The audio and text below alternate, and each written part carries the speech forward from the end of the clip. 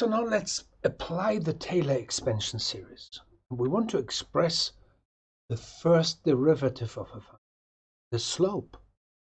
Okay, have a look at this function here, which is the red curve. You have 3 values only.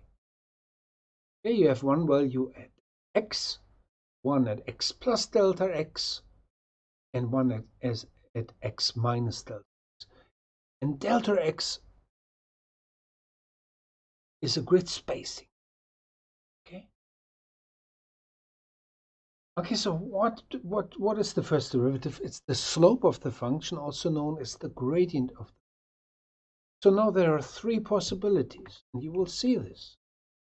Okay, so one possibility is, let me try to initiate, is this one. You use these 2 points to estimate the slope, x and x plus delta x. Okay, you can also alternatively calculate the slope from this, from x minus delta x and from x. Okay, but you get a different value.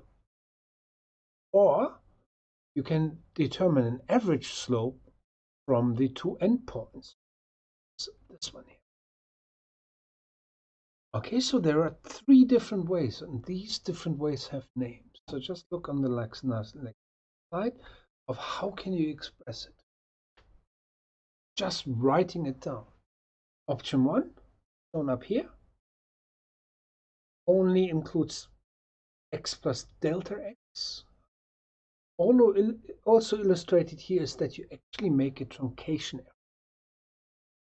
By using, there are additional terms that you ignore in the called the truncation error. The option 2 is you go one step to the left. Here you can see there's a minus delta here. The third option is you combine option 1 and option 2, and you can actually go one step to the right, plus delta x, one step to the left, minus delta x, and actually divide by 2 times the grid spacing there. And the truncation errors looks a little bit different. And these are the 3 different ways to express the first derivative, and they have different names. One is called forward difference, and we already had one example of a forward difference. Have a look at the decay problem.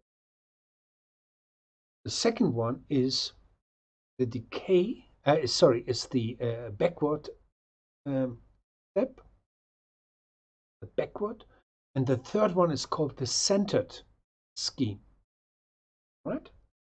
So these are the 3 different ways.